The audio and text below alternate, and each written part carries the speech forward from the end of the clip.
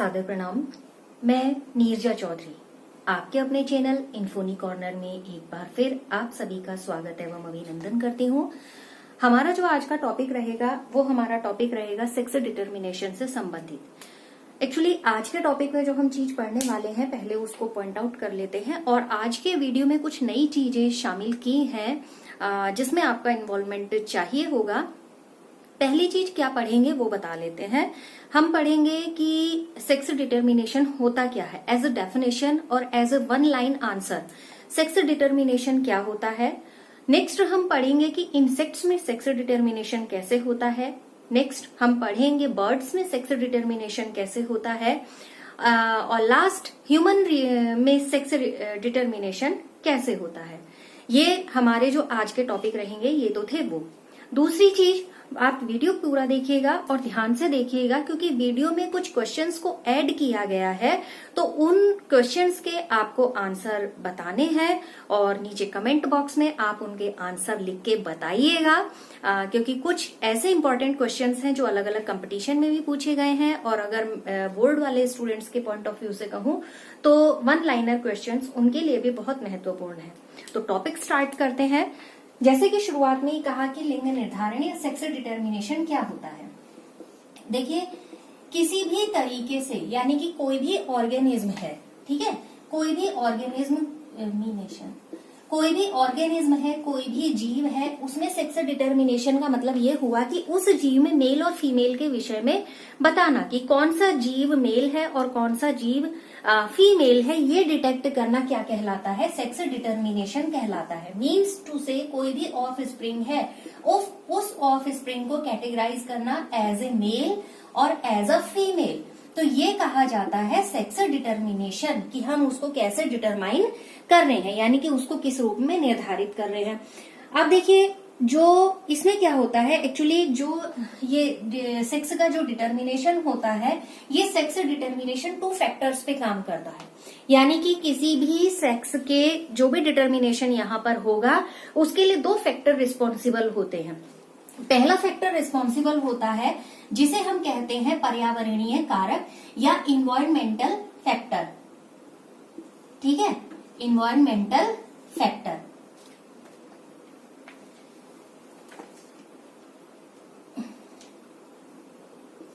Spelling ही गलत लिखते हैं, मेंटल फैक्टर, ठीक है। एक तो ये वाले फैक्टर होते हैं जो रिस्पॉन्सिबल होते हैं किसी भी सेक्स की डिटर्मिनेशन के लिए यानी कि पर्यावरणीय कारक जो रिस्पॉन्सिबल होते हैं सेक्स के डिटर्मिनेशन के लिए। जैसे अलग अलग इसमें एग्जांपल्स हैं, कहने का मतलब जैसे कुछ हम लिजर्ड्स का एग्जांपल ले सकते हैं, जैसे छिपकलियों का उदाहरण हम ले सकते हैं इसमें कि जब हाई टेम्परेचर होता है तो हाई टेम्परेचर पर इसमें क्या होता है मेल सेक्स फॉर्म होता है और लो टेम्परेचर फीमेल सेक्स बनता है, ठीक है। तो ये ऐसे कुछ एग्जांपल हैं जिनके बेस पर कहा जा सकता है कि इन्वायरमेंटल फैक्टर सेक्स डिटर्मिनेशन के लिए रिस्पॉन्सिबल होते हैं। ऐसी कुछ जो ओशनिक क्या कहना चाहिए कृमि होते हैं, कीड़े होते हैं या मॉलस्क होते हैं, उनमें भी जब सेक्स का डिटर्मिनेशन होता है तो वो सेक्स डिटर्मिनेशन के लिए रिस्पॉन्सिबल होता है यहाँ पर इन्वायरमेंटल फैक्टर यानी कि इन्वायरमेंटल फैक्टर की वजह से ही यानी कि जो पर्यावरणीय कारक है उसकी वजह से यहाँ पर ये डिटरमाइन होता है। बात करते हैं अगली जो हमारे टॉपिक का मेन सेंटर रहेगा। हमारे टॉपिक का मेन सेंटर रहा है दूसरा, यानी कि पहला था इन्वायरमेंटल फैक्टर रिस्पॉन्सिबल है, दूसरा हमारा है इसके लिए क्रोमोसोमल फैक्टर। क्रोमोसोमल फैक्टर यानी कि डिटर्मिनेशन के लिए यहाँ पर दूसरे फैक्टर जो रिस्पॉन्सिबल रहेंगे वो गुणसूत्रीय कारक होंगे जो इस लिंग निर्धारण के लिए जिम्मेदार रहेंगे। क्रोमोसोमल फैक्टर के बेस पर देखिए सबसे पहले क्या हुआ कि इसके बारे में खोज शुरू की गई यानी कि क्रोमोसोम के द्वारा ही किसी तरीके से सेक्स का डिटर्मिनेशन होता है। इस बात को जानने के लिए हेनकिन ने 1891 में हेनकिन ने 1891 में प्रयोग किया था।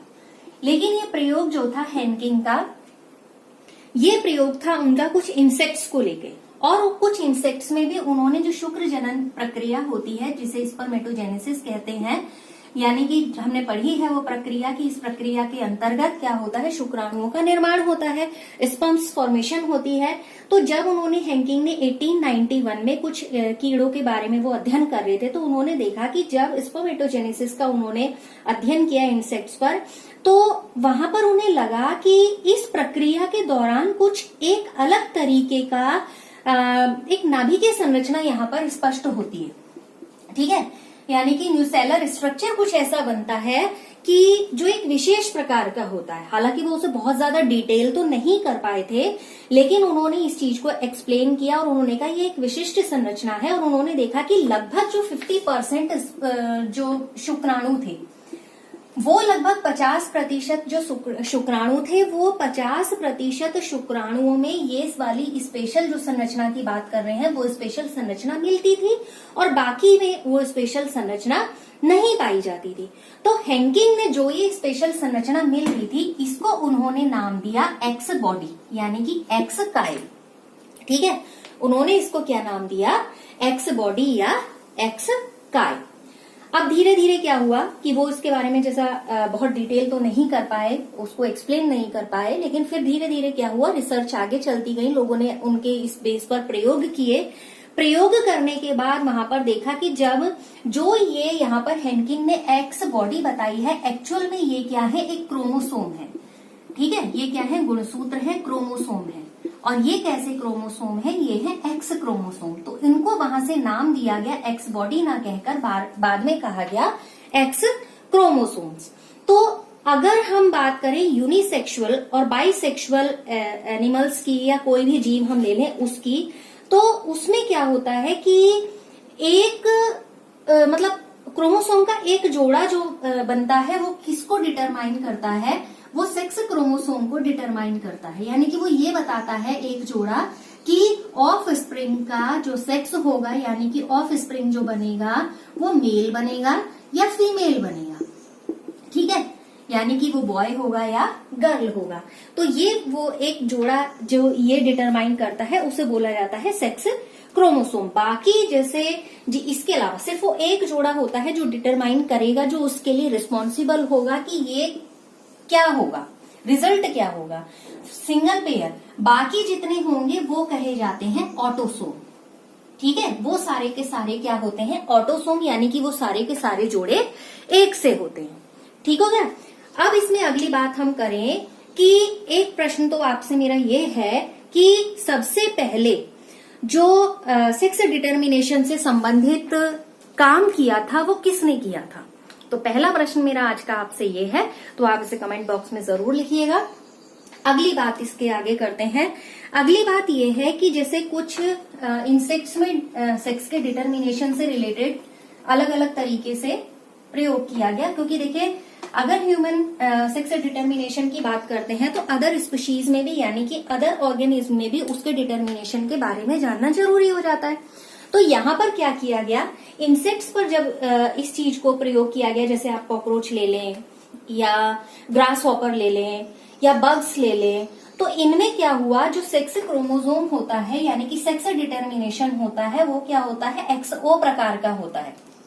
ठीक है, वो कैसा होता है, XO प्रकार का होता है, इसको ध्यान में रखिएगा।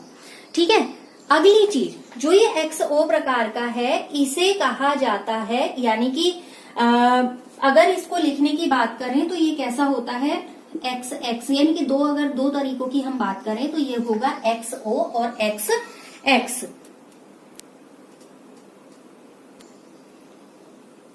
अब इसमें देखिए क्या होता है, जो XO प्रकार का है यानी कि जो अलग है, वो जो अलग होता है वो कैसा होता है, इसको बोला जाता है मेल। ठीक है, ये क्या होता है, मेल। और ये क्या होगा, फीमेल, ये होगा फीमेल। ठीक है, ये होगा मेल और दूसरा हो गया ये फीमेल। अब इनके बीच में जब क्रॉसिंग कराई जाती है, यानी कि जैसे कहा कि जो फीमेल होगा उसमें XX प्रकार का होगा और जो मेल होगा मतलब जब ये एग फॉर्मेशन की प्रोसेस होगी तो केवल एक X प्रकार के ही एग की ये फॉर्मेशन यहाँ पर करेगा, यानी कि एक एक्स प्रकार के ही, मतलब एक्स प्रकार की बात करें जब एक्स एक्स होगा इट मीन्स वो क्या है, फीमेल है, ये याद रखना। अब अगली बात कि जो मेल्स हैं, मेल्स में केवल एक सेक्स क्रोमोसोम होता है और ये क्या कहा जाता है, एक्सओ प्रकार का कहा जाता है। तो यहाँ दो प्रकार के शुक्राणु बनते हैं, ये वाली बात बता रही हूं, कितने प्रकार के शुक्राणु बनते हैं, 2 प्रकार के शुक्राणुओं का इसमें निर्माण होता है। हम इंसेक्ट्स का एग्जांपल ले रहे हैं, ठीक है। तो इसमें क्या होता है, 2 प्रकार के शुक्राणुओं का निर्माण होता है। तो आधे शुक्राणु कैसे होते हैं, 2 प्रकार के हुए तो इसको हम क्या करेंगे, 50-50 में डिवाइड कर लेते हैं। 50-50% की बात कर रही हूं मैं यहाँ पर, तो 50-50% में हमने इसको डिवाइड किया। इसमें क्या होता है, आधे जो स्पर्म होते हैं उन स्पर्म में एक्स क्रोमोसोम होता है और रिमेनिंग जो 50% होते हैं उसमें एक्स क्रोमोसोम नहीं होता है। समझ में आया, आधों में एक्स क्रोमोसोम होता है और आधों में एक्स क्रोमोसोम नहीं होता है, तो विदाउट एक्स क्रोमोसोम जिसे हम कहेंगे। तो जब एग का फर्टिलाइजेशन ऐसे वाले क्रोमोसोम करते हैं जिनमें कि एक्स क्रोमोसोम है, तो बनने वाला ऑफ स्प्रिंग कैसा होगा, फीमेल होगा, ठीक है। अगर एक्स इसके साथ यहाँ पर फर्टिलाइजेशन होता है जिसमें कि एक्स क्रोमोसोम नहीं है और ऐसा स्पर्म जिसमें एक्स क्रोमोसोम नहीं है, ऐसा स्पर्म एग फर्टिलाइज करता है, तो यहाँ बनने वाला ऑफ स्प्रिंग कैसा होगा, मेल होगा। तो ये हुआ इंसेक्ट्स के संदर्भ में। आप एक बार चाहें तो इसे क्रॉस के माध्यम से देख सकते हैं, हम इस तरीके से इसकी क्रॉसिंग होती है, ठीक है। आप देखिए इसमें मेल और फीमेल दोनों तरीके के इंसेक्ट्स जो एज अ ऑफ स्प्रिंग बनेंगे, कितने % उनके चांसेस होते हैं। इसकी क्रॉसिंग इससे कराते हैं तो x x x x x o x o, ठीक है। टोटल 4 में से 1 और 2 हमें मिले हैं एक्स एक्स प्रकार के, जो कि हमने कहा वो किसके लिए हैं, फीमेल के लिए हैं। रिमेनिंग जो रहे यहाँ पर एक्सओ ये भी हमें कैसे मिले हैं, 2 मिले हैं। तो ये कितने रहे, ये भी 50% रहे। तो क्या यहाँ पर संभावनाएं होती हैं, संभावनाएं होती हैं 50-50% की, कि जो भी ऑफ स्प्रिंग बनेगा वो मेल होगा या फीमेल होगा। क्लियर हो गया, ठीक है। तो ये तो इंसेक्ट्स के पॉइंट ऑफ व्यू से था। ध्यान में रखिएगा, जब इंसेक्ट्स में आप दिखाएंगे तो इसको एक्सओ लिखेंगे और इसको एक्स एक्स लिखेंगे, ठीक है। अब अगली बात करते हैं, जैसे एक हनी बी का एग्जांपल हम करें। हनी बी का एग्जांपल इसलिए कर रहे हैं क्योंकि उसमें क्या होता है कि जो हैप्लॉइड और डिप्लॉइड तरीके से सेक्स का डिटर्मिनेशन कैसे होगा वो उसको उस एग्जांपल के पॉइंट ऑफ व्यू से देख लेते हैं। देखिए हनी बी जो होती है एक नए तरीके का, उसमें क्या होता है, सेक्स डिटर्मिनेशन होता है। वो नए तरीके का सेक्स डिटर्मिनेशन क्या होता है कि जो नर होते हैं यानी कि जो ड्रोन होते हैं, उन ड्रोन्स में नंबर ऑफ क्रोमोसोम्स होते हैं 16 और ये नंबर ऑफ क्रोमोसोम्स होते हैं हैप्लॉइड यानी कि अगुणित, ठीक है, हैप्लॉइड। अब बात करते हैं इसमें फीमेल की। फीमेल में नंबर ऑफ क्रोमोसोम्स होते हैं 32 पेयर्स होते हैं और ये होते हैं डिप्लॉइड। ये कैसे होते हैं, डिप्लॉइड। आ गई बात समझ। अब हमने क्या किया कि जो यहाँ पर फीमेल है, ठीक है, ये क्या है, फीमेल है और ये है यहाँ पर मेल। कितने नंबर ऑफ क्रोमोसोम, कितने 32 और इधर 16, ठीक है। इनमें क्या होता है, जब अर्धसूत्री विभाजन होता है यानी कि मेयोसिस होता है, तो उसके बाद यहाँ पर क्या होगा, एग फॉर्मेशन होगी। तो हमने पढ़ा है वहां पर क्या हो जाती है, नंबर ऑफ क्रोमोसोम्स डिवाइड हो जाते हैं, हाफ रह जाते हैं, तो 32 यहाँ पर आ गए, आधे आधे। यहाँ पर क्या होता है, समसूत्री विभाजन यानी कि माइटोटिक डिवीजन होता है और इधर वाला एक सेक्शन क्या रह जाता है, रेस्लिंग फॉर्म में रह जाता है। शुक्राणु की बात जिसकी हम कर रहे हैं, ठीक है। यहाँ पर जो ये है युग्मक अंड, गैमीट एग, ठीक है, ये क्या है, गैमीट एग। आगे बात समझ। यहाँ पर क्या हुआ, संलयन नहीं हो पाता है यानी कि निषेचन नहीं हो पाता है, तो उस प्रक्रिया को बोला जाता है पार्थेनोजेनेसिस, ठीक है। यहाँ पर नहीं होगा, इन दोनों का आपस में क्या हो जाएगा, रिएक्शन आगे बढ़ेगी। तो यहाँ पर जो हनी बी बनेगी वो कैसी बनेगी, फीमेल बनेगी, ठीक है। अब 16 और 16 तो नंबर ऑफ क्रोमोसोम कितने आ गए? 32 नंबर ऑफ क्रोमोसोम से ही पता चल गया कि ये क्या बनेगी? फीमेल बनेगी। अब यहाँ पर फर्टिलाइजेशन नहीं हो रहा है, ठीक है, अनिषेक जनन की प्रक्रिया हो रही है। तो यहाँ बनने वाले जो 16 है, 16 हमने किसमें पढ़े? मेल में। तो यहाँ क्या बनेंगे? ये मेल बनेंगे। तो इस तरीके से इनमें क्या होता है? हनी बी में सेक्स का डिटर्मिनेशन होता है, यानी कि ड्रोन जो होते हैं, ड्रोन माइटोटिक डिवीजन के द्वारा क्या बनाएंगे? स्पर्म बना रहे हैं, और ये क्या बना रही है? मियोसिस डिवीजन के द्वारा एग बना रही है, ठीक है। तो यहाँ पर माइटोसिस हो रहा है और यहाँ पर मियोसिस हो रहा है। अगर एग का जो फर्टिलाइजेशन है वो स्पर्म के थ्रू हो रहा है, ठीक है, तो क्या बनेंगी? फीमेल बनेंगी। अगर एग का फर्टिलाइजेशन स्पर्म के थ्रू नहीं हो रहा है, मीन्स यहाँ पर फर्टिलाइजेशन हो ही नहीं रहा है, अनिषेक जनन हो रहा है, पार्थेनोजेनेसिस हो रहा है, तो ऐसी स्थिति में क्या होंगे? ड्रोन डेवलप होंगे, ड्रोन बनेंगे। आ गई बात समझ? तो ये दूसरा एग्जाम्पल जो हमने लिया वो लिया हमने हनी बी का। तीसरी हम यहाँ पर बात करते हैं एक बार बर्ड्स की। देखिए बर्ड्स में क्या होगा कि जो मेल और फीमेल हैं, ठीक है, मेल और फीमेल, इसको मैं यहां ऐसे लिखती हूं, मेल और फीमेल। मेल में के क्या होंगे? जेड और जेड होंगे, दोनों क्या होंगे? होमोगैमेटिक होंगे। दूसरी चीज अभी तक हमने पढ़ा था कि यहाँ पर क्या होगा? अंतिम ये निर्धारित करेगा, लेकिन बर्ड्स में ये चीज ऐसी नहीं होती है, और कुछ रेप्टाइल्स में भी यही होता है। तो यहाँ पर जो फीमेल होगी वो फीमेल होगी जेड और डब्ल्यू, यानी कि हेट्रोगेमेटिक होगा। क्लियर हो गया? यहाँ पर क्या होगा कि ये क्या हो गई? विषम युग्म की हो गई, हेट्रोगेमेटिक हो गई, यानी कि हेट्रोगेमेट्री यहाँ पर मिल रही है। तो ये एक ऐसा एग्जाम्पल है जिसमें आप कह सकते हैं कि उस ऑर्गेनिज्म का एग्जाम्पल दीजिए जिसमें कि फीमेल होमोगेमेटिक नहीं होती है, तो वो आप इसमें बर्ड का उदाहरण ले सकते हैं। दूसरी चीज, पहले जैसे जो डिफ्रेंशिएशन होता है, यहाँ पर हमने क्या किया, कई बार ऐसा होता है जो बर्ड्स हैं, बर्ड्स में फीमेल के लिए जो सेक्स क्रोमोसोम है उसको जेड या डब्ल्यू, या इसमें जैसे यहाँ पर सेक्स क्रोमोसोम्स को नाम दिया है जेड और जेड का, ठीक है, इस तरीके से उसे डिटरमाइन करेंगे। जब यहाँ पर डिटर्मिनेशन होगा तो गैमीट्स के लिए सेक्स क्रोमोसोम के अलावा ऑटोसोम की भी अगुणित यहाँ पर संख्या मिलेगी। अगुणित से मतलब हो गया कैसे नंबर्स मिलेंगे? हैप्लॉइड नंबर्स यहाँ पर मिलेंगे। समझ में आया? अब कभी कभी ऐसा होता है जो ये गैमीट्स होते हैं इनको A प्लस जेड या A प्लस डब्ल्यू से भी इंडिकेट कर दिया जाता है, ठीक है ना।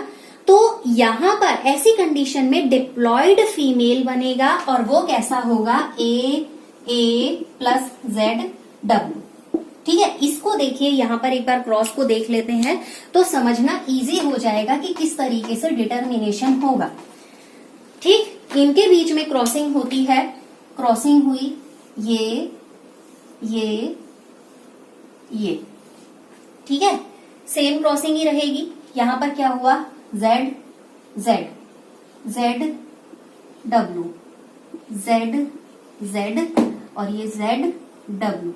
ये जो जेड डब्ल्यू मिल रहा है ये किसके लिए मिल रहा है? फीमेल के लिए। तो ये क्या होगा? मेल, ये फीमेल, ये मेल, ये फीमेल। आ गई बात समझ? तो बर्ड्स में होता है इस तरीके से डिटर्मिनेशन। अब आते हैं नेक्स्ट जो इससे रिलेटेड टॉपिक है और इम्पोर्टेंट टॉपिक है। इम्पोर्टेंट टॉपिक के साथ साथ हमने पढ़े कि इंसेक्ट्स में किस तरीके से होता है, बर्ड्स में किस तरीके से होता है। तो मेरा आपसे अगला प्रश्न ये है कि किनमें मादा हेट्रोगेमेटिक होती है, यानी कि विषम युग्म की होती है, और जो कि जब सेक्स का निर्धारण होता है और उसके लिए वो रिस्पॉन्सिबल होती है, यानी कि आपको वो उदाहरण देना है जिसमें फीमेल हेट्रोगेमेटिक होती है, ठीक है। अगर आगे बढ़ते हैं और बात कर रहे हैं हम किस तरीके से ह्यूमन में सेक्स डिटर्मिनेशन होता है, ठीक है। ह्यूमन में सेक्स डिटर्मिनेशन किस तरीके से होता है। देखिए इसमें क्या होता है, ह्यूमन में अगर फीमेल है तो दोनों जोड़े XX प्रकार के होंगे और इसमें अंतिम क्या होगा, XY प्रकार का होगा। यानी कि हम जानते हैं कुल नंबर ऑफ क्रोमोसोम कितने होते हैं, पेयर्स में कहें तो 23 पेयर्स नंबर ऑफ क्रोमोसोम्स होते हैं, मीन्स क्रोमोसोम्स इतने होते हैं। और इसमें भी क्या होता है कि 22 जोड़े ऐसे होते हैं जो ऑटोसोम होते हैं, जो क्या होते हैं, ऑटोसोम होते हैं।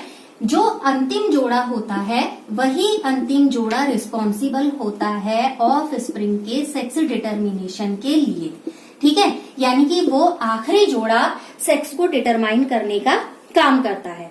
फीमेल में एक जोड़ी क्या मिले, XX प्रकार के क्रोमोसोम मिले और मेल में कैसे मिल रहे हैं, XY प्रकार के क्रोमोसोम यहाँ पर मिल रहे हैं। अब देखिए कि जो यहाँ पर ये जो अंतिम जोड़ा है जिसको XY में क्या कहा जाएगा, उसे सेक्स क्रोमोसोम कहा जाएगा। अब ये मिलेगा किसमें, ये होता है फीमेल में और ये होता है मेल में, तो ये ध्यान में रखिएगा। अभी हमने अपोजिट पढ़ा है तो उसको भी ध्यान में रखिएगा। अगली चीज इसमें क्या होता है कि जब स्पर्मेटोजेनेसिस होता है, स्पर्मेटोजेनेसिस के बाद कितने शुक्राणुओं का निर्माण होता है, 2 शुक्राणुओं का निर्माण होता है, यानी कि 2 स्पर्म बनते हैं, जनरली बात कर रही हूं, ठीक है। क्या होता है जब स्पर्मेटोजेनेसिस की प्रक्रिया होगी यानी कि शुक्र जनन की प्रक्रिया होगी तो 2 प्रकार के शुक्राणुओं का निर्माण होता है। 2 तरीके की बात कर रहे हैं, वैसे बहुत बड़ी संख्या में बनते हैं, थाउजेंड्स में बनते हैं, लेकिन वो जो थाउजेंड्स होते हैं वो 2 तरीके के होते हैं, टाइप्स के बेस पर कह रहे हैं। तो कुल शुक्राणुओं में से यानी कि कुल स्पर्म में से ऐसे होते हैं जो आधों में ऑटोसोम के अलावा क्या मिलेगा, X क्रोमोसोम मिलेगा, ठीक है। और बाकी के जो आधे रहेंगे यानी एक आधे इनमें से मान लीजिए 2 तरीके के हैं, जैसे अभी हमने किया 50% मान लिया हमने मोटा मोटा। इनमें से ये क्या होंगे, ये X क्रोमोसोम के साथ क्या हो रहे हैं, जुड़ जा रहे हैं। यानी कि जो आधे हैं वो क्रोमोसोम मतलब ऑटोसोम के अलावा किससे जा रहे हैं, X क्रोमोसोम होता है इसमें जो भी है। बाकी रेस्टिंग में ये कहाँ जाएंगे, किससे कनेक्टेड होंगे, ये Y से। तो आधों में कौन सा क्रोमोसोम होता है, Y होता है। यानी इन दोनों को आधे आधे मिलाकर ये क्या बना है, XY बना है। समझ में आ गई बात, ठीक। अब इसके बाद अगर जो एग है, ठीक, ये जो एग है, अगर ये एग, ध्यान से सुनिएगा बात क्योंकि डिटर्मिनेशन से रिलेटेड है। तो अगर ये एग है, जो भी एग सेल होगी X प्रकार के क्रोमोसोम के साथ यहाँ पर जुड़ती है तो क्या बन गया, X और X। अगर Y प्रकार के क्रोमोसोम के साथ जुड़ती है तो ये यहाँ क्या बन गया, X और Y। तो ऐसे में ये वाली स्थिति जब होगी तो ऑफ स्प्रिंग क्या बनेगा, मेल। और ये वाली जब स्थिति होगी तो ऑफ स्प्रिंग क्या बनेगा, फीमेल। आ गई बात समझ। स्पर्मेटोजेनेसिस की प्रोसेस के दौरान 2 तरीके के स्पर्म फॉर्मेशन होती है, 2 तरीके के क्रोमोसोम, 50% वाई क्रोमोसोम। अब जब यहाँ पर फर्टिलाइजेशन हो रहा है, फर्टिलाइजेशन में अगर ये एक्स क्रोमोसोम स्पर्म के एक्स क्रोमोसोम वाले भाग से यानी कि एक्स जो दूसरे प्रकार का क्रोमोसोम बोला, यानी कि आधे जो शुक्राणु होते हैं, स्पर्म होते हैं, जो ऑटोसोम के अलावा एक्स क्रोमोसोम होता है, तो वो एक्स क्रोमोसोम के साथ अगर कनेक्ट हो जा रहे हैं तो यहाँ पर बनने वाला ऑफ स्प्रिंग क्या होगा, फीमेल होगा। अगर वो वाई क्रोमोसोम के साथ कनेक्ट हो जा रहे हैं तो क्या बन रहा है, एक्स वाई बन रहा है और बनने वाला ऑफ स्प्रिंग क्या होगा, मेल होगा। इसको इस तरीके से देख लेते हैं फिर से। क्या हुआ, ये X x X Y, X x X Y, ठीक है। ये एक्स एक्स, ये एक्स एक्स एक्स एक्स, ये हमने किसके लिए लिया, फीमेल के लिए। तो ये फीमेल है, ये फीमेल है, ठीक है। और ये क्या है, मेल है, और ये भी क्या है, मेल है। तो 50% संभावनाएं होती हैं कि ऑफ स्प्रिंग कैसा होगा, मेल होगा, और 50% संभावनाएं होती हैं कि ऑफ स्प्रिंग कैसा होगा, फीमेल होगा। यानी कि जो वाला ये हम सेक्शन पढ़ रहे हैं, इसमें सेक्स डिटर्मिनेशन के लिए कौन रिस्पॉन्सिबल है, उसमें सेक्स डिटर्मिनेशन के लिए रिस्पॉन्सिबल है क्रोमोसोम्स। तो 2 तरीके से सेक्स डिटर्मिनेशन होता है। कई बार आपसे क्वेश्चन पूछा जा सकता है, इसका उत्तर आप लिख के देंगे कि जो सेक्स डिटर्मिनेशन होता है वो कितने तरीके से होता है। और एक प्रश्न और आपके लिए, ड्रोसोफिला का जूलॉजिकल नेम बताना है, जंतु वैज्ञानिक नाम उसका क्या है ये बताना है। फिलहाल आज के सेशन में इतनी ही बात करते हैं। नेक्स्ट सेशन में आपसे जल्दी मिलेंगे। तब तक के लिए आप सभी का बहुत बहुत धन्यवाद।